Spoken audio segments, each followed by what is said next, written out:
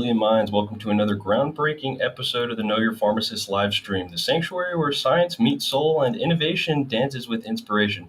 I'm your host, Dr. Joaquin Acosta, CEO of PharmTrue, and your trusted guide on this transformative journey to better health and enlightened living. Tonight, we've got an electrifying lineup that promises to be both enlightening and empowering. We're diving deep into the heart of healthcare, from frontline pharmacists grappling with Walmart's recent decisions to the revolutionary strides GoodRx is making for providers. Very interesting. We will weigh the pros and cons of that, not just scratching the surface, guys. We're going to be excavating the core. In our Enlightenment Hour, we will explore why hot water isn't just a drink, but a philosophy for millions of Chinese people. And little ancient Chinese secret for you. Speaking of non-traditional medicine, in our Herbal Wellness Corner, we're going to demystify cannabis dosing, because your wellness is not a one-size-fits-all equation. Find your dose, start low and go slow. We'll hit it right on the head, guys. But that's not all. Our community spotlight will shine on a Facebook page that's reuniting lost pets with their families in Las Cruces. So we're going to give them a shout out, guys. And men, listen up. Our Men's Health Minute will reveal 25 surprising facts that you absolutely need to know. So big thanks to our show sponsors, PharmTrue, High Horse, the Trichome Alliance, and Vada Speedway Park. Your support amplifies our mission to create a healthier and happier world. Cool. So everybody grab your favorite drink, settle in. Let's collaborate on this exciting adventure. We are absolutely talking Walmart pharmacy. Actually, I used to work there, interestingly enough. I worked at Walmart starting I think as a technician in 2014. I was a pharmacist there till sometime in 2018 before I came down to Las Cruces. And then I worked for CVS for a couple of years. So yeah, I went kind of up the chain there in Walmart, and it was honestly it was a decent company to work for, not bad at all. As a pharmacy, they did give you more support than kind of the bigger chains were, because, they are the grocery chain first and foremost and a retail chain. So again, they kind of, at least to some degree, had a different idea of how they thought, support needed to be handled. And it wasn't a bad thing. But, Walmart pharmacy, segueing off of yesterday, we talked about Rite Aid. Actually, Rite Aid is facing Chapter 11 bankruptcy right now, and Rite Aid is doing it to avoid the $3.3 billion worth of opioid lawsuit settlements that they have. And because of that, you're looking at literally, right, an insane amount of money that you have to pay. So Rite Aid is copping out. They're going to go Chapter 11 bankruptcy. They don't want to deal with the opioid dilemma. So they're literally going on that route to avoid it. Guys, Walmart has $3.1 billion of opioid lawsuits facing them. So therefore, now they are asking their pharmacists to trim hours, and they're employing over 16,000 pharmacists right now. So to make room to pay that $3.1 billion share of the opioid related, issues that Rite Aid is trying to avoid by shutting down, Walmart pharmacies are literally asking their pharmacists to take voluntary pay cuts. And by that they're asking to, reduce their hours as pharmacists from full-time down to, 64 hours, 72 hours, and whatever, a pharmacist could be convinced to trim down on. And so, again, Walmart is also citing the shortage of pharmacy technicians and the high costs of the new weight loss medications as big shrinks on their profit. Walmart is going to go ahead and maintain what they have to maintain to stay open. And legally, I don't know how, right? Liability insurance, no way there's $3.3 billion insurance, is there? Or I don't know how that works. So either way, sounds like Walmart's going to be taking a pretty big hit, and it sucks for the pharmacy teams and the pharmacists that are working there that are being asked to, reduce their hours. I completely understand kind of the business side of it there to that degree, but also, from the pharmacist side, well, if it does start becoming more cuts than voluntary, obviously they're trying to seek off the voluntary first. It just, those staffing ratios, they're not asking to trim business, they're just asking to trim labor. And to have less pharmacists on the floor for any given time is going to have some sort of effect, right? So when Walmart is asking, their 16,000 pharmacists to voluntarily take pay cuts now in a bid to lower costs, right? The most expense of a pharmacy is going to be a pharmacist. Month after month, that salary is, consistent. It's going to stay there. Most drugs you should be ideally trying to turn a profit on when you're running a business, right? But granted, there are going to be certain drugs that you don't make money on in the pharmacy world, and it hurts independents more than everybody else. However, even Walmart, 16,000 pharmacists, they are asking to take pay cuts and drop. And so, that's a bummer to see what effect that might have here in our, little region, Las Cruces, El Paso, even Albuquerque, and throughout the state. Hopefully we don't get and see a continued decline in care by any means, just because of the less availability of the pharmacist, because the pharmacist is already going to be occupied with all of the pharmacist duties all day long. Do you guys have any idea what a pharmacist does all day long? I'm sure, the pharmacy people that are watching this do, but for those of you who are not, like, right, pharmacists are contacting providers, they are contacting patients, they are checking drug interactions, they're checking profiles, they're maintaining compliance. They've got a lot to do on top of kind of driving the boat there. So again, what sort of suffering is that going to create in a world where the big box pharmacies are already starting to continue to push into a more digital telehealth age? Who knows? But again, for now, Walmart is going to just be asking for this voluntary pay cut for their pharmacists, right? And I'm not ever going to say anybody who's working for Walmart or what that might mean, even if I have spoke to them, because I don't want to put their jobs on the line, right? And it's just insane because, the pharmacist salaries continue to get slashed here in the state of New Mexico. I think pharmacist salaries on the hourly were getting slashed over the last 15 to 20 years, have been cut significantly. And again, part of the reason of trying to start your own business and be crazy enough to do something like that, but where you kind of end up looking at the entirety of the situation, the people that are affected are definitely our community members there, right? And the opioid crisis is not, Walmart had a shared responsibility in that. The providers or the pharmacists, the, opioid companies that were pumping that, lobbying it, big deal. So frustrating on the war on opioid epidemics, and hope to not see such a, decline in service from whatever Walmart has to do. It's not a good time of year to be scaling back hours by any means, where you have vaccines to be giving a la mode every single where. The cold and flu season is pharmacy's busy season. So, they are really trying to obviously recoup $3.1 billion there instead of, sell off all their pharmacies to Walgreens or something. So understandably so. And, commendable to Walmart for trying to do what they have to do to manage their own cash and manage their own business. But gosh, I mean, the war on opioids is a big, frustrating situation for the entire world. And everybody is now continually being affected. So there will be more in the future, and totes to hopefully the fact that cannabis can maybe be someday opportune way to help heal some of that opioid mess that has really overtaken our country. Again, United States uses about 80% of the world's opioids, guys. United States is doped up on opioids. 80% of the world. So that's insane. All right, moving on, guys. Moving on to Tech Talk.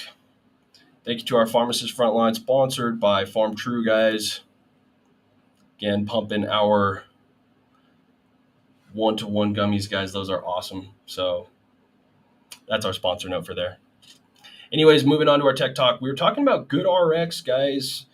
GoodRx for providers. This is another side, and I don't know, if you are a provider watching this, if your clinic perhaps has already tapped into this, or what exactly, you think about the service itself. But I'm going to go ahead and share with you guys, an interesting little resource that GoodRx is now dabbling in, which is integrating with healthcare providers, is, EMRs or whatever it is, to thus be able to show patients insurance price on a medication, thus comparing that insurance price to a cash price. So again, price transparency when you're shopping for medications, it's there, but it's a pain in the living butt to access. It is like beyond hemorrhoid. And so what I'm saying is, right, you're going to get your copay price. You're never really going to get the straight up price of what the pharmacy acquired the drug for and their margins on that, which, understandably so, but at the same time, everybody is making a lick inside of all of that. Again, and GoodRx even has a way to make a lick too.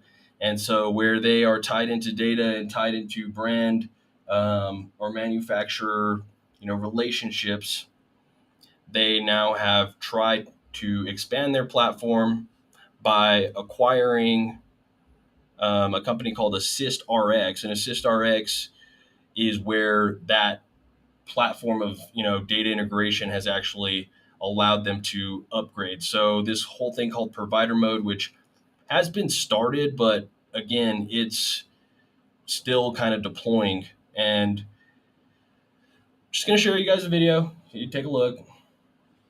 Tell me what you think. I just think, in terms of drug pricing and transparency, you should be knowing when you're shopping with your drug. It should be super easy to know what the drug cost, you with your copay, with your insurance, and cash price. So again, GoodRx is trying to get to that point, but their means of getting there may not be ethically sound in terms of the way they handle your data, correct? So again, sharing the screen with you guys now.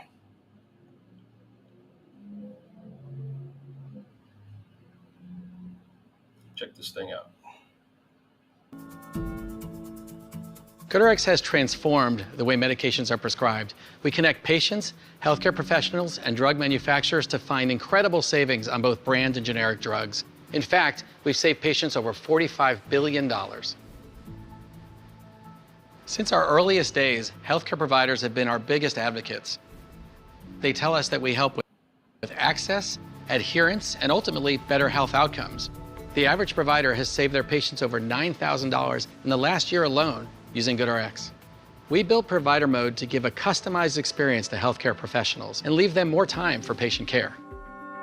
GoodRx Provider Mode is a long-awaited solution for healthcare professionals of all specialties. As a practicing pediatrician, building lasting relationships with my patients and their families is a vital component to patient care. Yet, providers like myself can spend several hours a week looking for prescription cost savings and completing prescribing paperwork to help patients access their medication. GoodRx delivers cost transparency to providers of all specialties and keeps information in one place, helping them work efficiently and spend more time focused on patient care.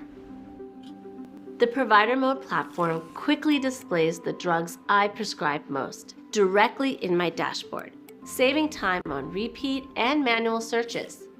From there, I can compare the cost of medications in the same drug class and across different pharmacies. And now, providers have a trusted resource for brand drug savings, expanding prescribing options. If I want to refer the patient to a specialty hub, share copay cards, or manufacturer coupons, I can do that all within the platform without sharing my personal contact information. To be able to access previously siloed information in one place is a game changer for all healthcare professionals. Provider Mode welcomes tens of thousands of new healthcare professionals per month. We expect every doctor's office in America to use GoodRx to help millions of patients access medications and ultimately find better health outcomes. Today, Provider Mode is a top destination for brand drugs. Tomorrow, it will be the largest healthcare provider platform. We're changing prescribing for good. Hi, so how are you doing today? So interesting, guys. Interesting. Talking about GoodRx there. It looks like it should be a very convenient service for people that are able to, one, authorize that all their data goes to GoodRx in, the trade that their doctor is going to sell them on checking those boxes to authorize that their data goes to GoodRx so that the doctor can avoid all the hassle of having to deal with pricing.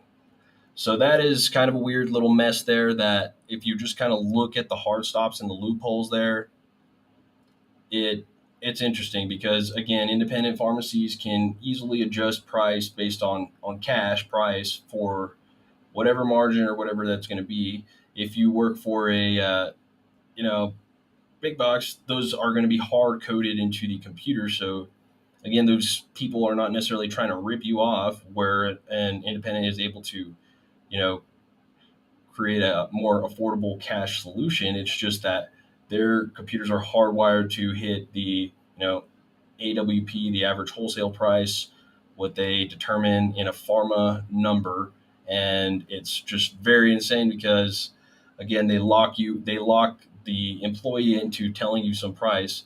That price becomes a big scare tactic for you to thus try to figure out how to get the price down for you to end up at GoodRx regardless to if you are using a big box pharmacy, the only way to get them to shrink their margin on an AWP drug when their margins could be hundreds of percent, thousands of percent, but AWP is just locked on this and they've got some steal of a deal and they just can't.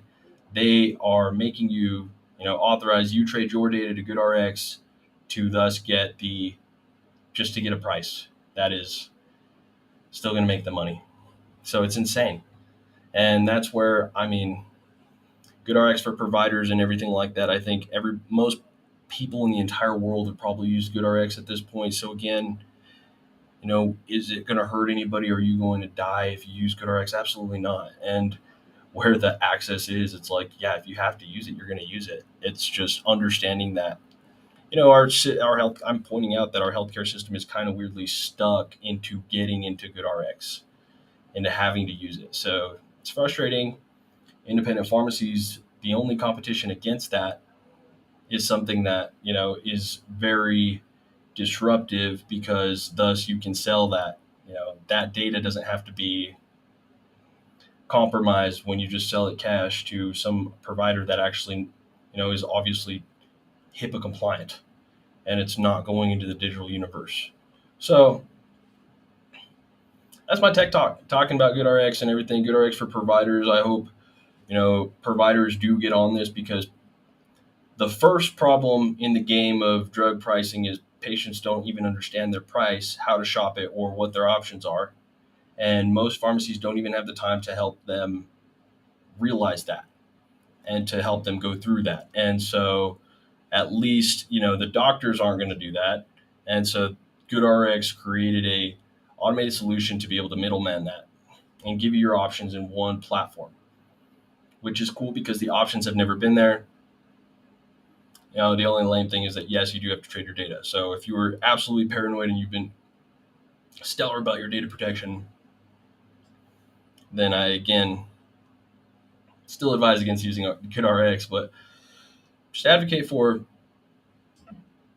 shopping with your independents, talking to them about pricing and things like that, because a lot of things can work with you. But on the other side, the resources of being able to get manufacturer coupon for brand name drugs if you need to, in an easy place connected with your doctor for all the best, rates already locked in so you don't have to go through each another website. Having GoodRx isn't a bad thing. So basically that's kind of what I'm getting at. Cool. Moving on, guys, to Enlightenment Hour, talking about an ancient Chinese secret. Very interesting. And just kidding, not an ancient Chinese secret, but an interesting, concept. Because again, Chinese medicine is the non-traditional medicine as we call here in the Western states. And, part of Chinese medicine includes just simply drinking hot water. So that's an interesting concept, right? Obviously our life expectancy here in the Western side of the world is not quite as good. So where you look at maybe what are they doing there that with hot water, that might be something that may be worth, thinking about, guys. Well, check this out. And I'm gonna show just kind of the traditional Chinese medicine concept about it, and then I'm also going to show a couple just interesting studies or just talk about them. So, talking in our Enlightenment Hour, like why hot water and drinking hot water is considered a health potion. Well, according to traditional Chinese medicine, it can aid digestion, improve blood circulation, and even help get rid of toxins. And so, in the explanation of it is like imagine your body is a garden, right? Hot water being the sunshine that helps everything grow and flourish. So people in China literally enjoy hot water with their meals or when they feel, under the weather. So again, they do use that in, stimulating the gut. They often are boiling their own water. So the boiling of the water is already kind of adding to a cleaner water. Technically about 50% of the world's water supply is already going to be leading to perhaps water safety issues, right? So, cultural tradition, it's believed, in traditional Chinese medicine that hot water could balance the body and even treat illnesses. So, again, literally in traditional Chinese medicine, it became a belief that, again, is part of everyday life for a lot of people. So, I think it's pretty cool. I've never actually drank hot water by itself, and I was, this came across me not too long ago, and I kind of made a note about it. That just interestingly enough, because right there's different methods there. I think there's like a Chinese water method as well about the way you drink water when you wake up in the morning. I'm not going to really go into that right now. I'm just, talking about what's it going to hurt, right, to drink some hot water, anybody. So again, I will talk a little bit about what it potentially has been studied that may be pros and cons to drinking ice cold water. So interestingly enough, especially in a hot summer, so the um, Chinese people there literally think that the harmonizing of that body temperature, the hot water helps you cool down internally, even if it's hot outside, almost like as a reverse sauna. So interestingly enough, right, what are the health benefits just coded on Dr. Google and this, that, and the other, right? Improved circulation, improved central nervous system function, reduced constipation, reduced stress levels, improved digestion. So, if you've always drank your water cold, you know, maybe just consider trying drinking hot water, even if it was for a day, a week, a month.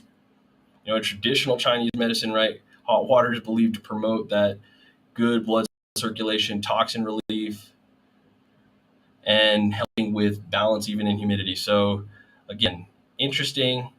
They call it a yin beverage. So lowering the body's internal temperature with a yin beverage. So again, I don't know everything about it, but maybe just try it. Try drinking some hot water. Let me know what you think, and I will too. I'll follow up.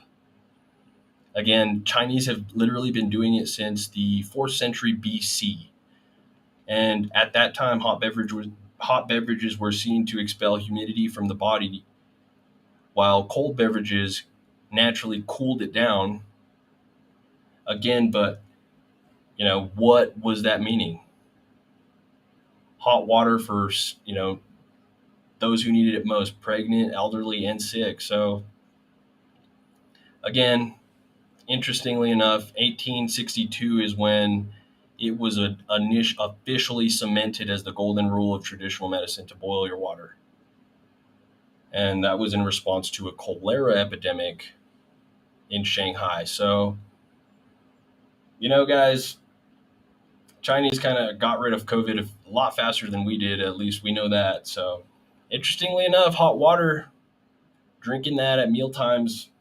And granted, maybe people don't drink tea or anything like that, or maybe you already do. And right, I think that kind of hot water based liquid is kind of the same concept. But again,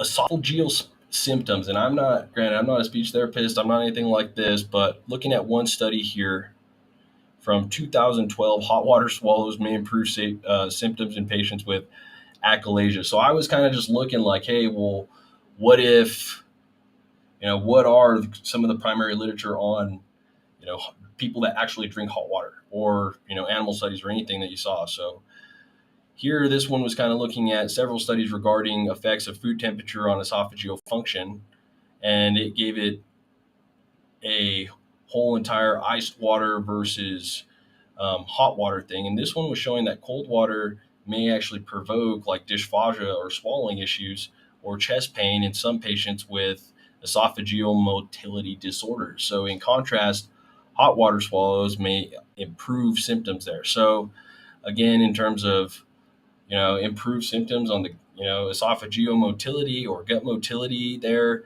it's interesting, right? And that's one study. And another one, and this was in mice, granted, but this was showing Alzheimer's.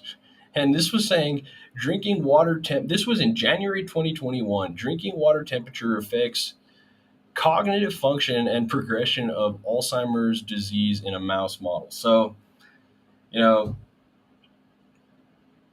the curious side of me is very interested in that.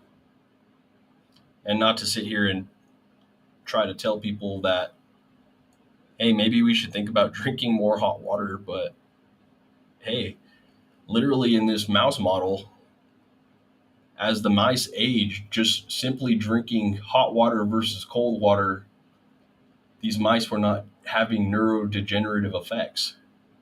So again, looking at the study here, all the way down to the discussion, I'll just show you kind of a little bit of what I was wanting to show you earlier.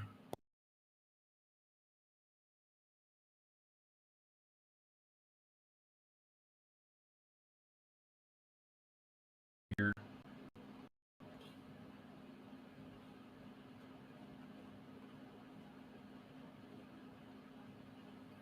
Should be better. Sorry, guys. Anyways, so looking at this, most it's in here. While most studies emphasize the importance of quantity and quality of beverages, very little is known currently about the impact of beverage temperature on cognitive function and Alzheimer's disease development.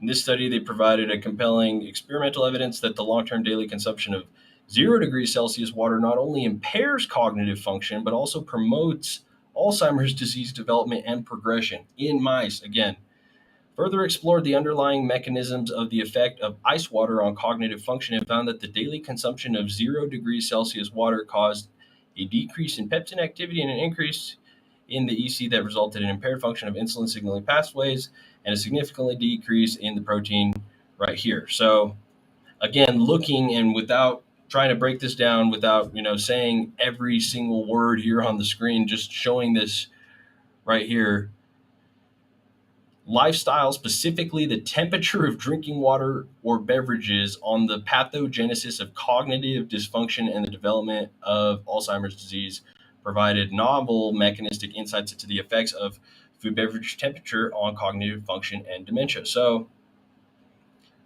where it's saying here and breaking it down, water metabolism plays a significant role in both the GI function and cognitive function, which is closely related to GI function through the gut-brain axis. To this date, however, there had been no report on the role of drinking water on cognitive function. So again, up to this study in 2021, it really never got to that point. So telling you guys, nothing's going to hurt about starting to drink a little hot water. Ancient Chinese secret may just help prevent a little Alzheimer's, and it may actually help cool you down when it's humid and you need to release the steam, right? So try to just conceptualize the reverse cooling mechanisms on a really, really hot day in New Mexico right now.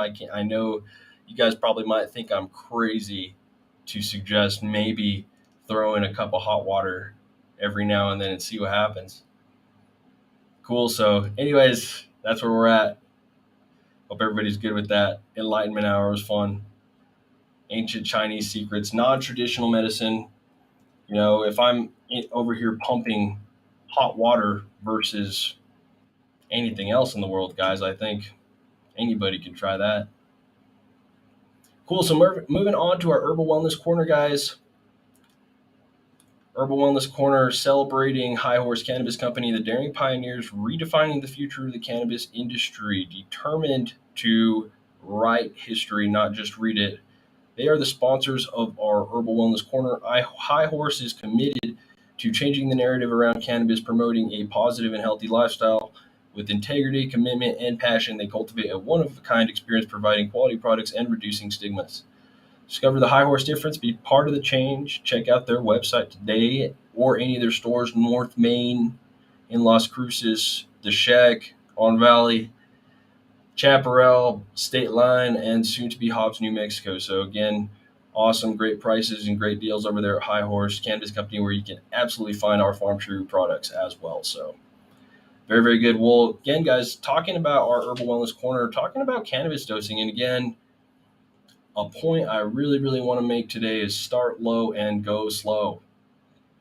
And these are for all my newbies because there's still so many of you out there. For those of you who are, a cannabis advocate in and of your own right,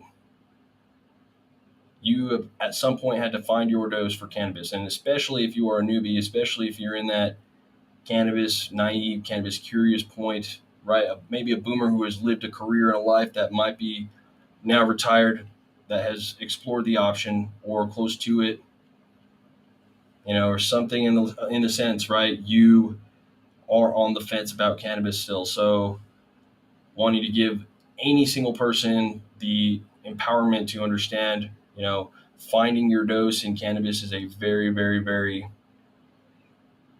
personal task. You can take the recommendations about where to start from different people if you need to. I'll tell you right now, a 2.5 milligram dose of THC without anything supporting it can cause a high, right? A effect, psychoactive effect, unwanted from people that may want to use cannabis for more of a healing effect and don't want to experience the euphoric high effect of correct some overdose, not even an overdose response, but a side effect from cannabis or from THC use, right? Which could be exacerbation of psychosis even. It could lead down roads that people don't want to go. So paranoia, psychosis, any of the bad feelings associated with those effects of psychoactivity, well, starting low and going slow, personalizing your dose and knowing that where your threshold could be. So if you're taking an edible and you're knowing already 2.5, how do you get to 2.5 by breaking up this edible in 4, 5, 6 pieces, however many that may need to be? Or, right, if you are, taking a puff of flower, an oral dose of flower, or an inhaled dose of flower, you can easily exceed 2.5 milligrams of, just one hit of cannabis flower nowadays, because you're already testing between, probably every single flower on the market is 18% and above, and anything above a 3%, a hit of 3% cannabis can give you that 2.53 milligram dose. So where you're already looking at, one hit of a 18% cannabis strain can really give you a correct almost 18 milligram of a dose in one sitting, in one inhale, correct, which is going to be absorbed within the first 10 to 15 minutes, lasting over 1 to 2 hours, which, many people that are first time users or, users for the medicinal reasons are not looking for that effect. And maybe that's a breakthrough access point for people, but not for people that need the sustained, healing. So again, that's where my harping point again comes in of start low and go slow and, find your dose. It's a very personal thing, and to be patient with that. However, you need to, come to terms with that. The only other thing, again, bioavailability of cannabis is 2.8% better. You're going to be absorbed almost 3 times better when you take cannabis with a fatty meal or fatty food, fats of some sort. So again, you want that absorption so you can know the consistent effect of every time, and at the same time, to make sure you get this right, the everything you pay for out of the dose. So Again, where you're starting low and going slow, with edibles, consuming edibles with a fatty meal or a fatty dose, and then, you know, being mindful of what you like and don't like about the effects. And you don't even always have to go ingested. And by ingested, I mean oral or inhaled. Maybe somebody's just using a topical. And guys, topical THC is not going to cause any systemic effects. But again, because you never know how people are making things these days, you can't speak for every product. So that's our Herbal Wellness Corner, guys. I hope that adds some value and some reminders there in your life. I'll be saying that until I am old man, and I will make sure everybody knows. Cool. So our community spotlight today, guys, just wanted to show off a page. I do see, a lot of my Facebook friends talking about and sharing, and that's the Lost and Found Impounded Pets of Las Cruces page. So for people who lose their animals in the community or find animals in the community, this page does a really good job at sharing the resources and the pictures and the shout outs, for those available. And so I'm not sure if, this page is exactly tied to a business or how it works, but the Lost, Found, and Impounded Pets of Las Cruces, I think, is tied to the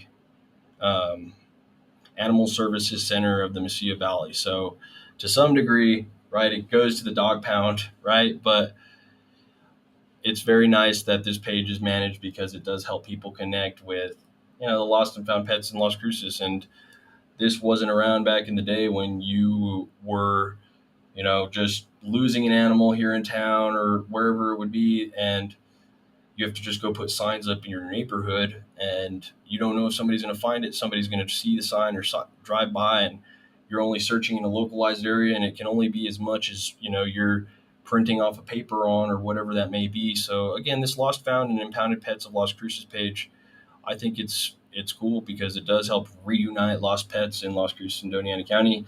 People helping people, that's awesome. And for even just the ability of social media to connect people to one another already makes that so much more convenient, because you could think about it back in the day. If you lost an animal, like, you have to go, again, post signs and do all these things, and you're only centralized to as far as you were willing to go do that. And the internet kind of creates a whole new cool thing. So on our community spotlight page, how about that? Very cool community spotlight, guys, sponsored by the Trichome Alliance. So before we move on, talking, good little shout out to the Trichome Alliance. Special shout out to the Trichome Alliance, our harmonious sponsor for the community spotlight. Join us at the Butt Cancer Gala, guys, on September 21st. It's a Thursday, 2023, at Amador Live for an unforgettable Italian-style dinner and dinner play. Those of you who have purchased your early bird tickets already at $65, you guys are saving money. Good job. There's only a couple more days to do it. Early bird tickets end August 31st. So after that, tickets are going up to $75. You've got group table rates as well. Still looking for sponsors.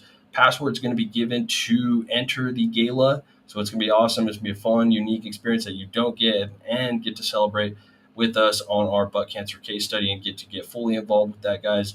We are still recruiting cancer patients for our butt cancer case study. So, anybody that has cancer in our local community that may want to have access to, obviously, 1 cent treatment alternatives or, additions, and can be a part of a groundbreaking study, send them our way. Butt cancer research. Cool. So awesome. Talking about Men's Health Minute, going to give you guys some quick factoids, and I'm just going to list these and just punch these out. So this is very, very interesting.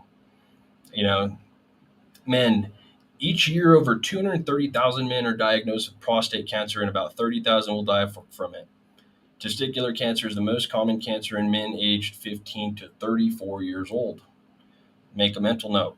The third most common reason men don't seek mental health help is because they think they can handle the problem on their own. Inactive men are 60% more likely to suffer from depression, which is why regular physical activity is so important for everyone, especially men. Women are 100% more likely than men to visit a doctor for annual exams. Men who smoke can plan on losing 12 teeth by age 72. Men make up 55% of the workforce, but account for 92% of all workplace deaths. Every day, 90 American men die by suicide. Men are nearly 3 times more likely than women to abuse alcohol and twice as likely to abuse recreational drugs like cannabis and cocaine. The most common cause of death for men in the US is heart disease, same as women, and the average age of a heart attack for men is just 66 years old. Men are nearly twice as likely as women to die prematurely from diabetes. Back injuries are the second biggest cause of disability claims in all men. 80% of all spinal cord injuries occur in young men. Globally, boy babies are 25% more likely to die in infancy than girl babies. Approximately 56% of boy babies born in the U.S. are circumcised at birth, representing a decline of 20% since 1950. Worldwide, approximately one-third of men have been circumcised. Boys are 3 to 4 times more likely to be diagnosed with autism spectrum disorder than girls. Higher level of testosterone in boys and men cause greater levels of aggression, competition, self-assertion, and self-reliance than in women. Boys are approximately 3 times more likely to be diagnosed with ADD or attention deficit and hyperactivity disorder than girls are. The biological symbol for male sex, a circle with a small arrow protruding from it, is also the symbol for the planet Mars. The two components of the symbol are designed to represent the shield and spear of Mars, the Roman god of war. Men are roughly 20 times more likely to be colorblind than women. Men suffer hearing loss at twice the rate of women. Average height for men today in the U.S. is just over 5'9", and the average weight is approximately 190 pounds. In 1960, the average height was 5'8", and the average weight was just over 166 pounds. Worldwide, men have a life expectancy of 64.52 years, while women are at 68.76. One of the 151 million men currently living in the U.S., approximately 64.3 million are fathers. And scientists have discovered men and women's brains actually function somewhat differently when focused on a task. Men tend to use only one side of the brain at a time, devoting all their attention and concentration to the task at hand. Women, on the other hand, tend to use both sides of the brain at the same time, making them more adept at multitasking. And granted, these are gender specific, very interesting little facts that have been put out there. So, men, I guess we lose in all of the healthcare related facets when it comes to women, guys, but talking about it, we can challenge ourselves to do a little better. So feel free to drop in some questions. I hope you guys like the show. Please smash likes. Um, jump on to our website to get those tickets. Scan that QR code. You got 2 days to do it. Save some money. Otherwise, maybe a late entry fee there. I want to make that $10 for no reason. Anyways, hope everybody has a wonderful evening. We'll see you guys tomorrow. Peace.